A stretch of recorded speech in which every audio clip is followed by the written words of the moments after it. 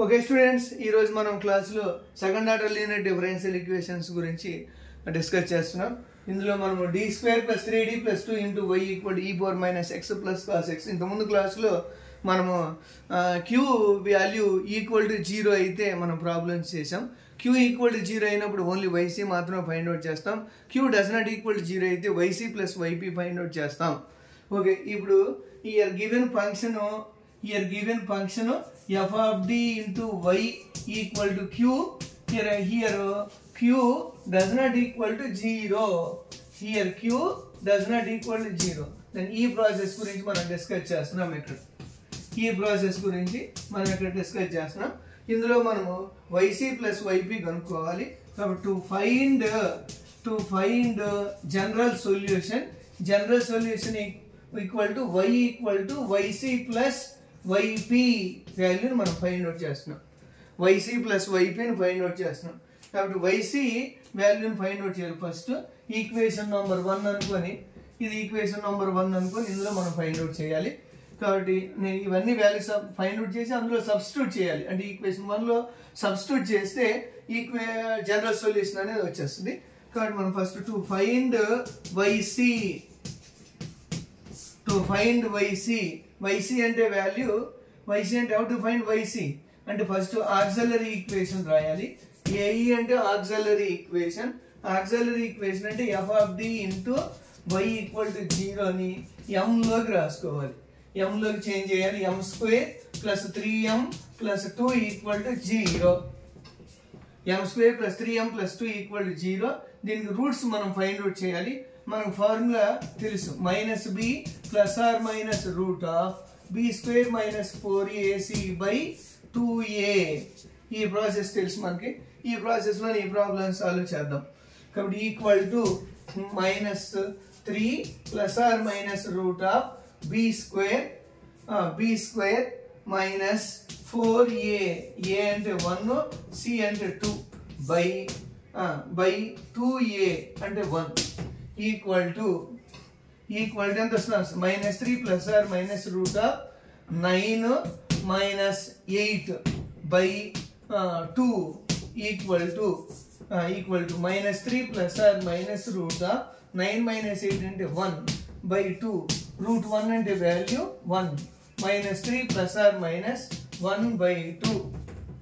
1/2 వచ్చేసింది స్టూడెంట్స్. కాబట్టి దీన్ని -3 + 1/2 అండ్ -3 - 1/2. దీన్ని ఇంకా సింప్లిఫై చేసాం అనుకోండి. -3 + 1 అంటే -3 + 1 -2 -2/2 అంటే -1 -3 - 1 అంటే -4 -4/2 అంటే -2. కాబట్టి సో రూట్స్ ఏమిటి? -1 and 2. లేదా అలాగైనా మల్టిప్లికేషన్ చేయొచ్చు. 2 నంబర్స్ మల్టిప్లికేషన్ చేస్తే +2, వాటిని యాడ్ చేసినా సబ్ట్రాక్టింగ్ చేసినా +3 రావాలి. అంటే అప్పుడు m² + 2m + 1 + 2 = 0. ఆ ఫార్మాట్లో ఏం చేయొచ్చు. ఏది చేసినా మన రూట్స్ వచ్చేసినాయి. కాబట్టి ఓన్లీ ఇందులో ఏం ఫైండ్ అవుట్ చేయాలి? yc మాత్రమే ఇక్కడ ఫైండ్ అవుట్ చేస్తున్నాం మనము. అంటే yp కూడా ఫైండ్ అవుట్ చేయాలి. ఎందుకు ఫైండ్ అవుట్ చేయాలి yp అనేది?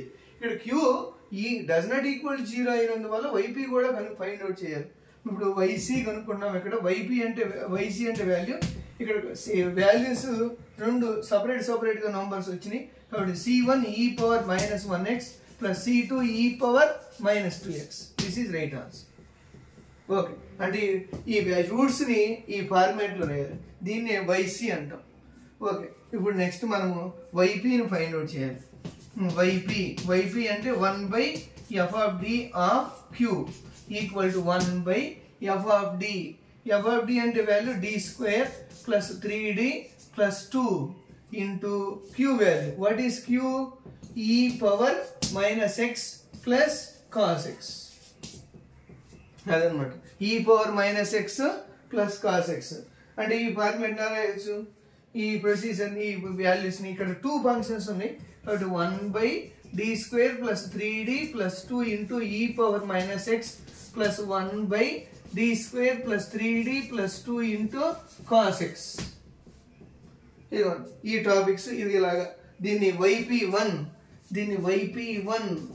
అంటాం. దీన్ని yp2 అంటాం. yp1 yp2 ఇప్పుడు మనం వైపీనే కనుక్కున్నాం కాబట్టి వైపీ1 వైపీ2 అని రాస్తాం. ఈ రెండింటిని యాడ్ చేస్తే వైపీ వస్తుంది అనమాట. ఓకే స్టూడెంట్స్, అర్థమైంది కదా. మనం ఒకసారి ఇక్కడ రూట్స్ ఎందుకు అనుకోవాలి, క్యూ వాల్యూ ఈక్వల్ టు 0 అయితే, క్యూ వాల్యూ ఈక్వల్ టు 0 అయితే ఓన్లీ వైసీ కనుక్కోవాలి. Q does not equal to 0 అయితే వైపీ కూడా కనుక్కోవాలి. కాబట్టి జనరల్ సొల్యూషన్ ఏంటంటే y equal to YC plus YP. Okay students, ఒకసారి రఫ్ చేసి నెక్స్ట్ పార్ట్ చేసేద్దాం, అంటే వైపీ పార్ట్ చేద్దాం.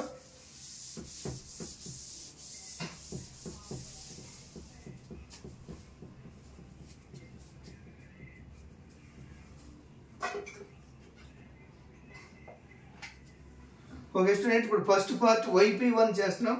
వైపీ1 to find YP one equal to YP one equal to 1/d square plus 3d plus 2 into e power minus X. ఇప్పుడు suppose q equal to exponential term అనుకోండి.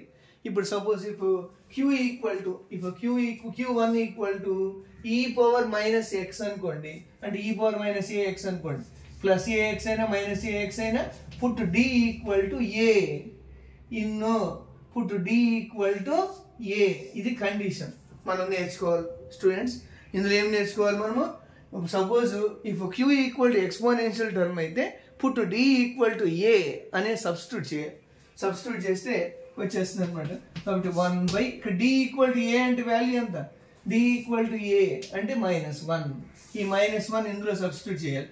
-1 whole square plus 3 into -1 plus 2 into e power minus X equal to 1/-1 whole square అంటే 1 plus 3 into -1 minus 3 plus 2 into e power minus X. Okay students, ఇక్కడ 2 plus 1 3 వచ్చేసింది. కాబట్టి 3 minus 3 0 వస్తుంది. కానీ ఇక్కడ 1/f(d) అనే value 0 అవ్వకూడదు. కానీ 0 చేయకుండా మనం ఏదైనా ఒకటి ప్రాసెస్లో చేయాలి. ఒక ప్రాసెస్లో చేయాలంటే ఇప్పుడు సపోజ్ ఇక్కడ ఎక్స్పోనెన్షియల్ టర్మ్ ఉంది కాబట్టి వీటిని ఏ ప్రాసెస్లో చేయాలి, x/1 ఫ్యాక్టోరియల్ అని రాయాలి. x/0 వస్తుంది కాబట్టి x/1 ఫ్యాక్టోరియల్ అంటే ఇక్కడ ఏముంది, దీని హోల్ పవర్లో 1 అన్నట్టు. కాబట్టి x power 1/1 factorial into e power minus X. కాబట్టి దీనికి answer x into e power minus X. అలాగా. ఓకే స్టూడెంట్స్, కాబట్టి x into e power minus X 0 వస్తుంది కాబట్టి, అంటే ఇక్కడ వాల్యూ అనేది 0 చేయకూడదు, అందువల్ల మనం ఈ ప్రాసెస్లో చేస్తాం. Okay, next to find YP2 వాల్యూస్ని ఫైండ్ అవుట్ చేస్తాం. అంటే 1/d square plus 3d plus 2 into cos x. Suppose if q equal to cos x అనుకోండి, ప్రాసెస్ మనకు తెలుసు. If q equal to cos x అయితే d square equal to minus a square. Put d square equal to minus a square. Put d square equal to minus a square. And ఈ వాల్యూస్ని substitute చేస్తాం. కాబట్టి 1/d square అంటే ఎంత, minus a square. Minus a whole square కాదు, minus a square. కాబట్టి d అంటే value ఎంత ఇక్కడ 1, కాబట్టి -1 స్క్వేర్ అంతే. అంటే అప్పుడు -1 d స్క్వేర్ అంటే ఎంత వాల్యూ, d స్క్వేర్ అంటే ఓన్లీ d స్క్వేర్ ప్లేస్లో సబ్స్టిట్యూట్ చేయాలి. కాబట్టి -1 plus 3d plus 2 into cos x. d ప్లేస్లో సబ్స్టిట్యూట్ చేయకూడదు, ఓన్లీ d స్క్వేర్ ప్లేస్లో మాత్రమే సబ్స్టిట్యూట్ చేస్తాం. దీన్ని సింప్లిఫై చేస్తే 1/3d plus 1 into cos x. ఇప్పుడు దీన్ని సాల్వ్ చేయాలంటే రేషనలైజేషన్ పార్ట్ మనకు తెలుసు students. Rationalization 1/3d plus 1 into 3d minus 1/3d minus 1 అంటే డినామినేటర్ని రేషనలైజేషన్ చేస్తే మనం ఈజీగా ఆన్సర్ చేయాలి. ఓకే, కాబట్టి 3d minus 1 by a plus b into a minus b, a square minus b square. 3 square minus d 3 square d square minus 1 square into cos x equal to 3d minus 1 by 9d square minus 1 into cos x. అలా simplify చేస్తే వచ్చేస్తుంది అనమాట. Okay students, ఇందులో మళ్ళీ d square వచ్చింది. Once again d square, put d square equal to -1. then we get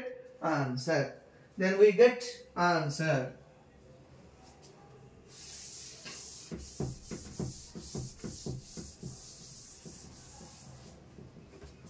okay students, ఒకసారి మనం కానీ ఇందులో put d square equal -1. once again put d square equal to -1. then we get answer 3d minus 1 by 9 into -1 into cos x equal to 3d minus 1 by -9 -1 minus 10 into cos x. -9 into 1 -9 -1 minus 10. కాబట్టి ఇందులో 1 by -10 అనేది constant. కాబట్టి 3 into d into cos x minus 1 into cos x. ఈ cos x multiplication చేయండి. cos x multiplication చేస్తే answer వచ్చేస్తుంది. కాబట్టి -1 by 10 into 3 d of cos x. d of cos x అంటే ఎంత? d means here capital D means differentiation. Differentiation of cos x equal to minus sin x. కాబట్టి 3 into minus sin x minus cos x equal to, దీన్ని simplify చేసాం అనుకోండి students. కాబట్టి ఈజీగా answer వచ్చేస్తుంది. -1 by 10 of -3 sin x minus cos x. ఇప్పుడు minus multiplication చేసాం అనుకోండి. 1 by 10 of 3 sin x plus cos x. Okay students, complete. ఈ ప్రాబ్లం కంప్లీట్ చేసాం. ఇది ఎస్ఏ క్వశ్చన్స్లో ఇస్తారు. కాబట్టి కంపల్సరీగా అందరూ బాగా నేర్చుకోవాలి. అంటే ఈ ప్రొసీజర్ నేర్చుకోవాలి. Put d square equal e power ax అంటే put d equal to a and cos కానీ సైన్ కానీ టర్మ్స్ అంటే if q equal to cos x or sine x అనుకోండి, put d square equal -a square. కాబట్టి మనం ఈ problem చేసాం. కాబట్టి now general solution. y equal to cf plus pi. cf plus pi అంటే students c1 e power -1x plus c2 e power -2x plus pi. what is pi అంటే part 1 and part 2. yp1 and yp2. yp1 value x e power -x plus 1 by 10 of 3 sin x plus cos x. This is right answer. Okay students, please subscribe and please like and share.